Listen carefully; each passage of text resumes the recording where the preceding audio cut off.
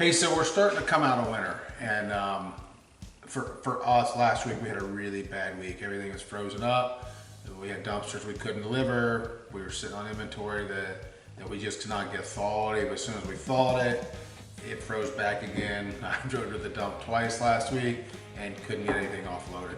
Had to call one of my guys and say, "What's a zero mean on here?" And they said, "Well, that means you didn't dump more than 100 pounds," which has never happened to me. Point being is, that was a bad week. This week, things are starting to warm up. We're getting the phone calls. Today, I took 2 phone calls from people who said, "Oh, you answered your phone. Okay, that's a good start." Both of them said the same exact thing, I'm not kidding.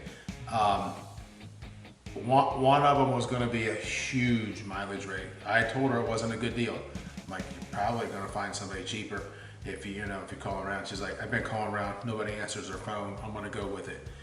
Answer your phone. It's really that simple. And I know you're probably watching this and you'll say, "You don't understand. You don't understand. I can't do this." You have to answer your phone. Is it more important to book dumpsters or to run your jobs? And you can't run jobs if you don't have jobs because you didn't answer your phone. I know it's an argument. People want to get into it all day long. It's kind of like 7 Habits of Highly Effective People. You got to sharpen the saw. The guy sitting on the side of the road, he's just sawing away, and he's not getting anywhere. And the guy says, "Hey, you got to sharpen. You need to sharpen your blade."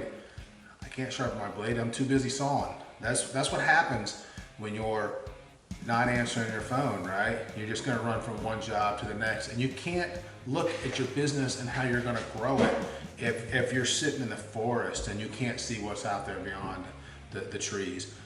I would highly recommend either setting aside time. If you have to drive, which I'm an advocate. I mean, we did the same thing. I drove for a long time. The only person who could drive my truck for a while.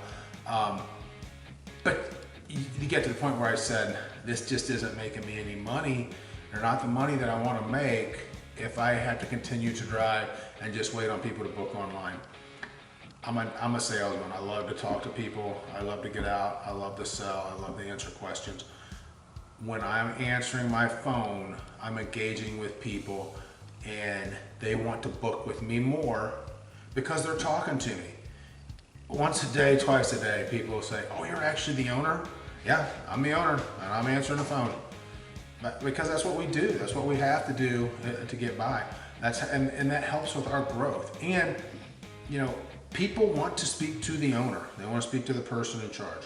Whether you're making any decisions or not, they want to speak to that person in charge. But whatever you have to do, you have to answer your phone.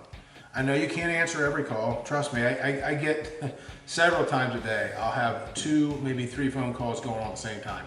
Talking to somebody, then you hear them beeping in, and you want to get to that next call, but you can't because you don't want to rush the customer you're with. So the first thing I do is I call them back in order.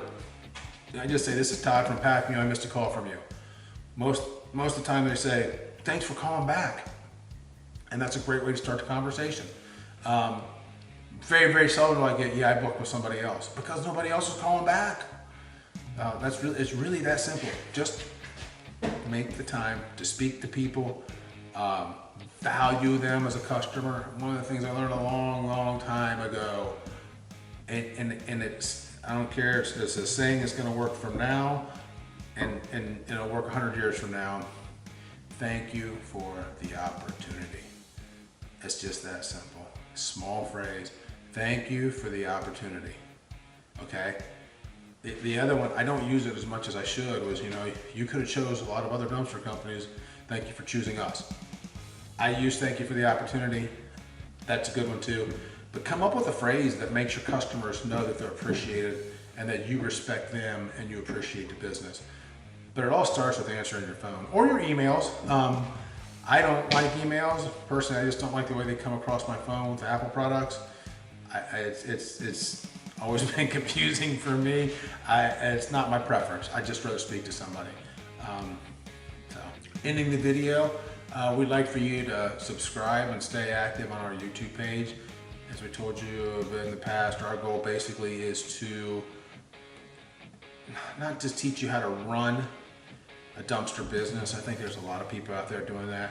We're just trying to show you signs and reasons and ways to grow. So that's our goal in doing this. Comment, down below for any questions, that you have. We try to get right on them, and we try to answer those questions right away. You can also join our Facebook group at Grow Your Roll-Off Dumpster Company, and there'll be a link in the description below to tell you how to do that. But that's about all we've got for today, and please check in with us.